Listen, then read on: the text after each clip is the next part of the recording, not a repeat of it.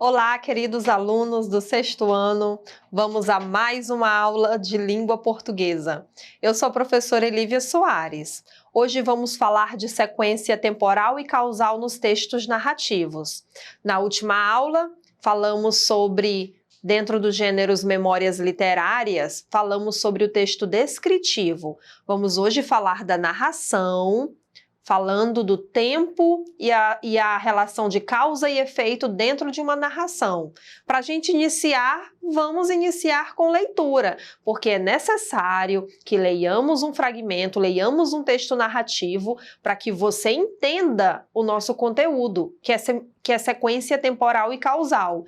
E a partir disso, vamos aí conhecer mais uma história, né? Vamos aí agora voltar para o texto, né, de uma aluna, Monique Carvalho. Este texto foi baseado na entrevista feita com a senhora Nancy Xadec, tá? Escrita por essa aluna da cidade de Monte Castelo, em Santa Catarina. Esse texto foi um dos finalistas da edição da Olimpíada de Língua Portuguesa de 2010. Olhem só, gente, um texto feito aí por uma aluna. Vamos lê-lo. Acompanhem e se concentrem para entenderem a história. Eu tenho guardado em minha lembrança os carnavais de rua que aconteciam nesta cidade em que vivo há muitos anos. Monte Castelo, uma cidade do Planalto Norte de Santa Catarina, localizada a muitos quilômetros da capital, Florianópolis. Na década de 1970, comemoravam-se os carnavais na rua, em frente à minha casa, de onde eu só podia observar, pois meu marido dizia que o programa não era apropriado para mãe de família. Valores daquela época. Recordo-me de que em cima de um caminhão ficavam algumas autoridades do município. Fechava-se a rua e ali tornava-se um palco de diversão, onde crianças, jovens, adultos, todos se divertiam. Povo alegre, de todas as cores, pareciam não ter problemas ou naquele momento se esqueciam deles. Não existia nenhuma diferença, a alegria contagiava a todos.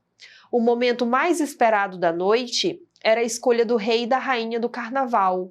No carnaval daquele ano ocorreu o desfile e uma moça muito bela encantou os jurados. O delegado da época, senhor Jamir Carvalho, coroou a moça e como prêmio deu-lhe um terreno na lua. Assim, a rainha dos anos 70 levou tão a sério a história que passou a usar sua coroa diariamente. Parecia até que tinha perdido os sentidos. Os anos se passaram e ela sempre com sua coroa, como se fosse no dia em que tinha vencido o concurso de rainha do Carnaval de 70. Um dia, uma notícia espalhou-se pela cidade. A rainha estava muito doente. A hora de partir chegou. Em um caixão estava a rainha e sua coroa. O nome dela, eu não me lembro. Ela perdeu sua identidade na hora em que foi coroada. Hoje ela permanece viva na memória da cidade. Todos se lembram com muito carinho da rainha do Carnaval de 70. Com 71 anos de idade, percebo que a cidade não cresceu muito. Mesmo assim, muitas coisas mudaram. E os carnavais? Ah, esses sim, ficaram só em minhas memórias. Olhem só, gente, esse texto ele trata dos gêneros memórias literárias, foi escrita por uma aluna, mas não se trata das memórias dela, e sim de uma entrevista concedida que uma senhora participou, uma senhora de 71 anos. Olhem só, gente, esse texto é um texto predominantemente, ou seja, está evidenciado a narrativa. A narrativa é o quê? Narrar, contar uma história. Acompanhem na tela. É aquele que narra uma história através da sequência de fatos. A sucessão de acontecimentos é contada por um narrador que apresenta os principais elementos da narração.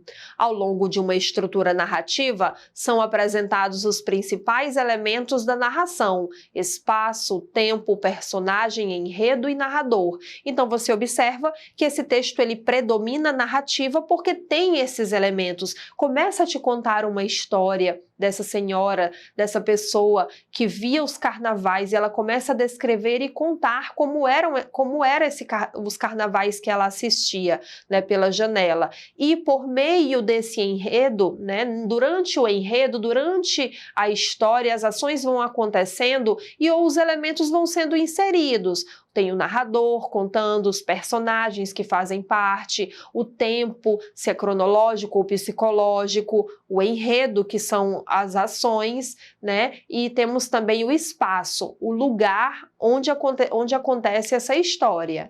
Daí vocês vejam que os fatos narrados acontecem dentro de uma sequência causal e temporal. Para narrar, gente, é necessário essa sequência.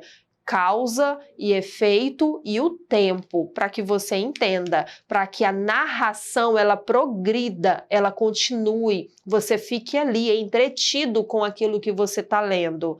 Olhem só, vamos começar falando da sequência causal. O que é a sequência causal, professora? Como ela ajuda no texto narrativo? Estou escrevendo uma história, por que eu preciso de uma sequência causal? Podemos dizer que a sequência causal em um texto narrativo diz respeito à organização dos fatos, sempre observando uma causa e uma consequência. A causa é o motivo a qual levou uma determinada situação, e a consequência seria o efeito, o resultado desta ação. Uma completa informação da outra. Um fato, gente, leva a outra, e geralmente teremos palavras que farão essa ligação. Então, uma ação, ela vai gerar uma consequência, ela vai gerar um efeito, e é assim que a narrativa ela é escrita. Por meio disso, por meio dessas ações que vão gerando consequências, e às vezes uma consequência já é uma ação de outra consequência, é isso que cria, né, que faz com que a narrativa ela tenha uma sequência de ações que vão acontecendo várias coisas dentro de uma história. Olhem só um exemplo. Na década de 1970, comemoravam-se os carnavais na rua em frente à minha casa, de onde eu só podia observar, pois meu marido dizia que o programa não era apropriado para mãe de família. Valores daquela época.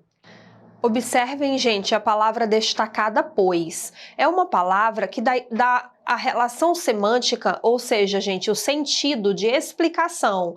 Ela explica que o marido dizia que o programa não era apropriado para mãe de família. É a explicação que ela dá pelo motivo de ela somente poder observar o carnaval.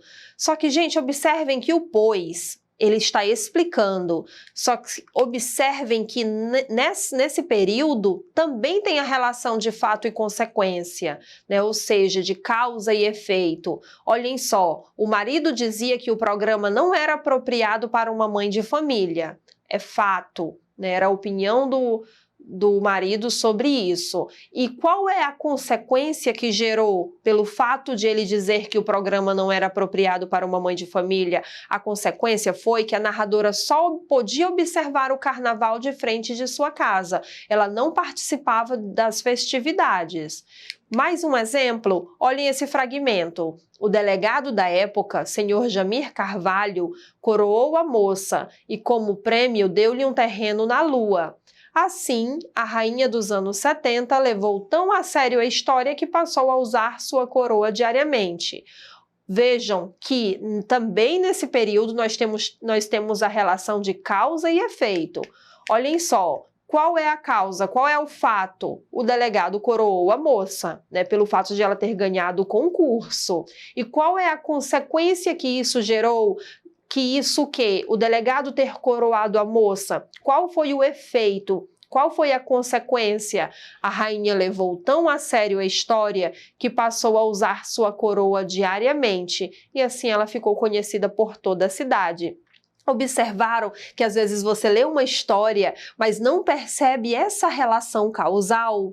Que ela está no texto, para que tenha, né, diversas ações, para que gerem diversas ações. Muitas vezes a gente não percebe isso, mas na narrativa, numa história, é necessário essa relação causal para que a história progrida. Agora vamos falar da relação temporal, de tempo. Por que o tempo é importante, né, na construção de uma narrativa?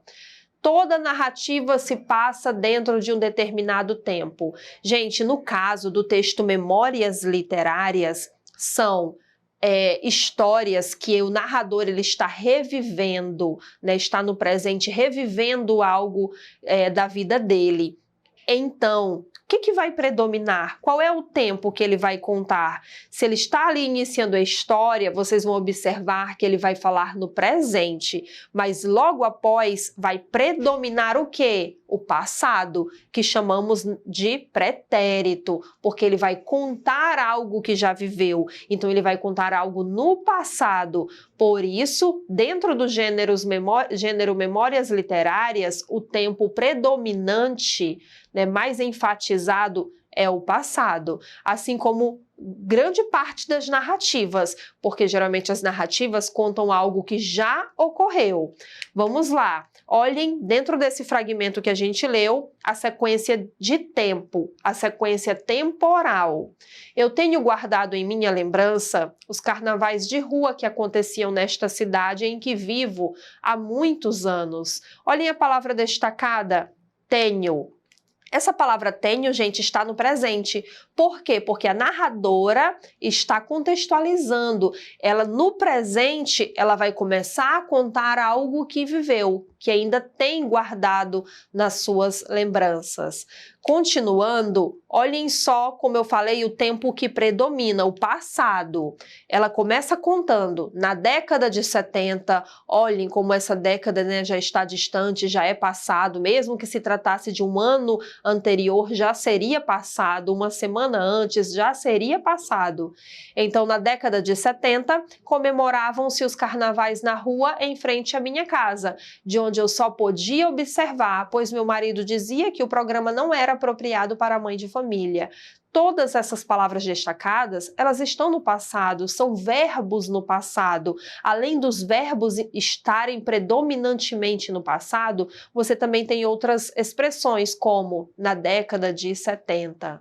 E olhem só, para a gente finalizar, como o texto termina no gênero Memórias Literárias, ela no final se volta para o presente. Então, ela coloca termos que dão essa ideia de presente. Hoje, ela permanece viva na memória da cidade. Todos se lembram com muito carinho da rainha do Carnaval de 70. Com 71 anos de idade, percebo. Olha, ela percebe atualmente que a cidade não cresceu muito. Mesmo assim, muitas coisas mudaram. Prestaram atenção, gente, como é importante essa sequência de tempo para você ter ideia de quando ocorreram as ações no texto, para você ter essa noção do que é atual, do que é passado, né, talvez do que seria futuro.